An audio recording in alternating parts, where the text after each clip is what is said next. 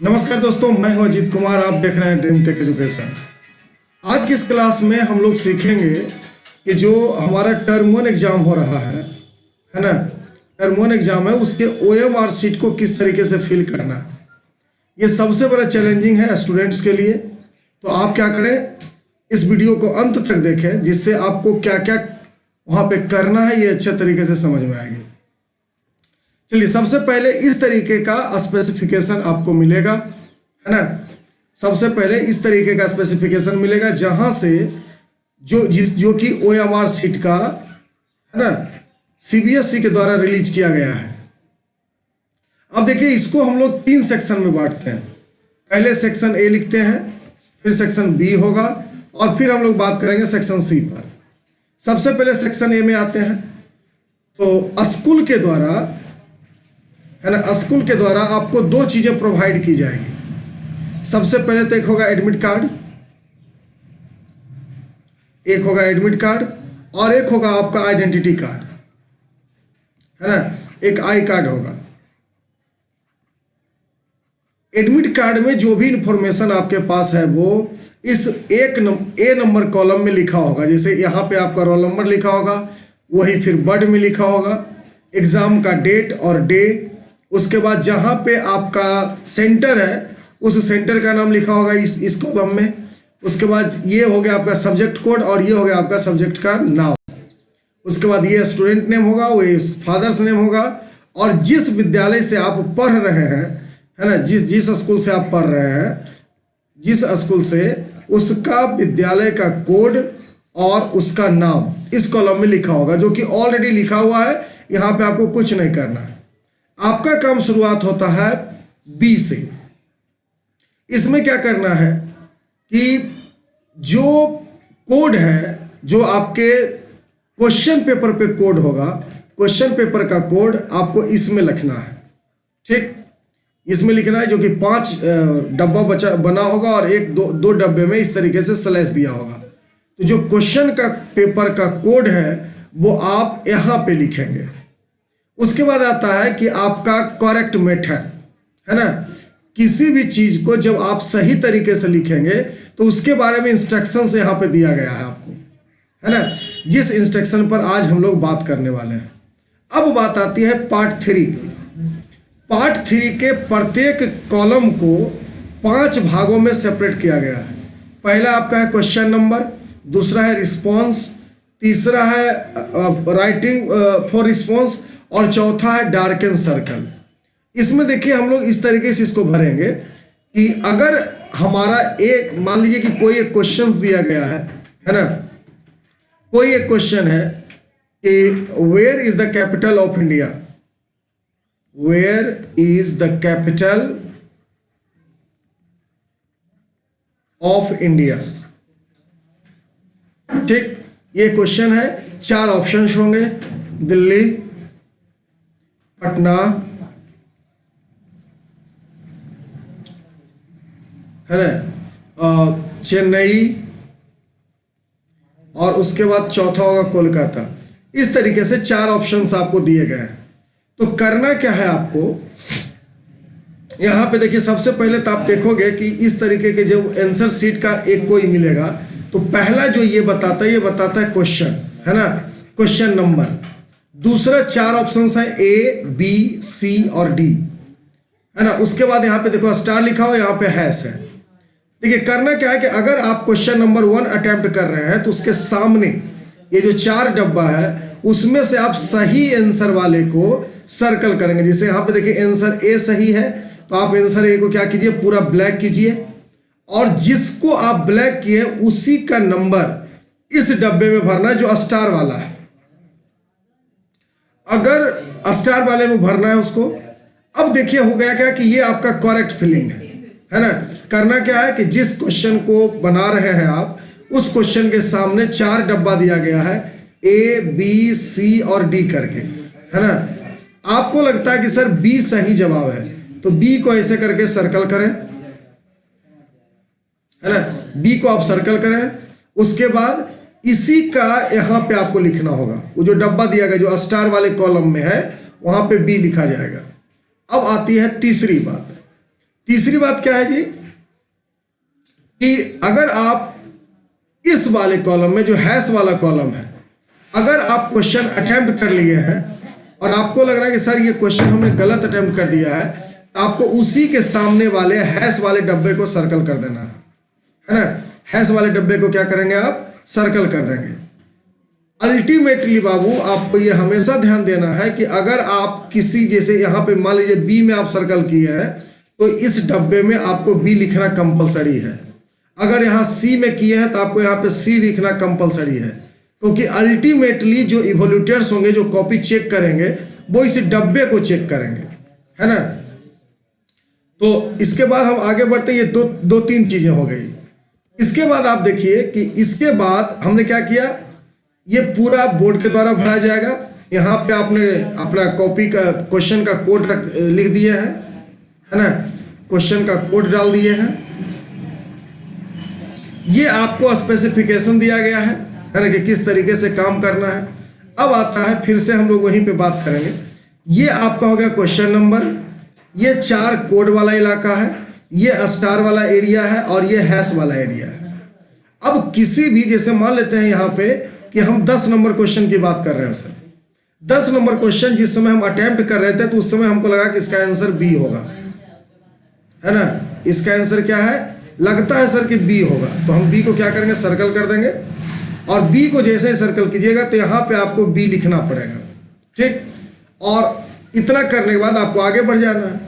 फिर जब आप रीचेक कर रहे हैं तो उस समय अगर आपको पता चलता है कि सर हमने ये जो 10 नंबर क्वेश्चन लिखा था वो बी नहीं होकर के सी होगा, है ना, बी नहीं होकर के सी होगा, तो ऐसी स्थिति में आप इस यहाँ पे 10 नंबर को आप गोल कर दीजिए। इसका मतलब है कि आपने इस क्वेश्चन को अटेम्प्ट नहीं किया, है ना। तो 60 क्वेश्चन के लिए आपका ये OMR सीट बना हुआ है, उसमें से एनी 50 क्वेश्चन को अटेम्प्ट करें आप, है ना। किसी भी 50 क्वेश्चन को अटेम्प्ट करें और अटेम्प्ट करने के बाद बाकी जो बचा हुआ है उसके इस नंबर को आप गोला जरूर लगा दें, है ना। इसको गोला जरूर लगा दें ऐसे करके, जो बचा हुआ है उसको, ठीक। कंप्लीटली राउंडेड शेप में आपका लगेगा गोला, इस तरीके से कर लेना है और उसको फिर से इस तरीके से भर देना है, ठीक। आप कहीं भी क्रॉस, चेक, इस तरीके के साइन का यूज नहीं करेंगे, स्ट्रिक्टली प्रोहिबिटेड है ना, इस तरीके का काम नहीं करेंगे। अब चलिए इसके अगला क्वेश्चन के पार्ट में आते हैं। OMR सीट का एक और पार्ट है जो यहाँ पे है ना। इस पार्ट में यहाँ जो ऊपर में लिखा गया है उसी को अपने हैंडराइटिंग में आई कन्फर्म, है ना, इस तरीके से इस पार्ट में लिखना है। और यहाँ पे रनिंग हैंड में, है ना, जैसे मेरा नाम देखो अजीत कुमार है तो मैं लिखता हूँ अजीत कुमार, इस तरीके से आपको रनिंग हैंड में क्या करना है, साइन करना है। कोई दिक्कत, बस आपका कहानी यहीं पे खत्म हो जाता है। आपको 3 काम करने हैं। यहाँ पे क्वेश्चन कोड भरना है ना, इसको अच्छे से भर लेना और यहाँ पे इस रनिंग हैंडराइटिंग में लिख के यहाँ पे साइन कर लेना है। यहाँ के बाद जो काम है वो टीचर्स के लिए है, वो उसके लिए ट्रेंड है, वो कर लेंगे, ठीक। चलिए अब बात करते हैं कि MCQs के एग्जाम में सर क्या करें और क्या ना करें। तो सबसे पहले बात करते हैं हम लोग किस पर, क्या करें, है ना। सबसे पहले बात करेंगे क्या करें पर, यानी व्हाट टू डू, क्या करना चाहिए हम लोग को जी। एग्जाम के लिए आप प्रिपेयर होइए। सबसे पहला आपका काम स्टार्ट होता है एग्जाम हॉल से, है ना। सबसे पहले एग्जाम सेंटर से। एग्जाम सेंटर पर क्या करेंगे, जो मेन गेट होगा वहां पे आपका रोल नंबर लिखा होगा, है ना। उस रोल नंबर के बेसिस पर आप अपना रूम नंबर चेक कर ले, है ना, रूम नंबर चेक कर ले। और आपके पास एक ब्लू पेन हो या ब्लैक पेन हो तो 2 पेन ले लीजिए, है ना। इसके सिवाय आपको कुछ नहीं ले जाना, पेंसिल नहीं ले जाना है, शार्पनर नहीं ले जाना है, इरेजर नहीं लेने जाना है, बस सिर्फ 2 पेन होगा, एक आपका एडमिट कार्ड होगा, है ना, और एक एडमिट कार्ड होगा और एक आपका आइडेंटिटी कार्ड होगा, है ना, एक आइडेंटिटी कार्ड होगा। ये 3 चीज के साथ आपको अंदर जाना है। साथ ही साथ एक आपको सैनिटाइजर ले लेना है और एक आप लीजिएगा क्या, फेस मास्क, है ना।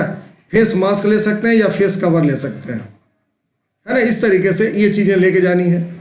उसके बाद क्या करना है कि हमने जो भी चीज़ें बताई है इसके पहले, है ना,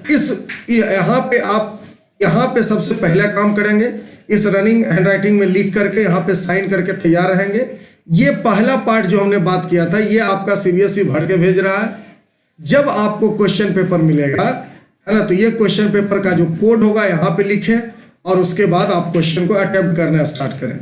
जो क्वेश्चन आता है, जिस पर आपको पूरी तरीके से कॉन्फिडेंस है, आप उसको पहले बनाइए।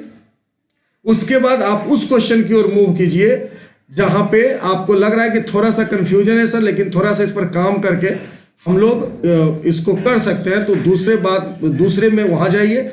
और तीसरा वो क्वेश्चन अटेम्प्ट कीजिए जिसमें आपको डिफिकल्टीज आ रही है।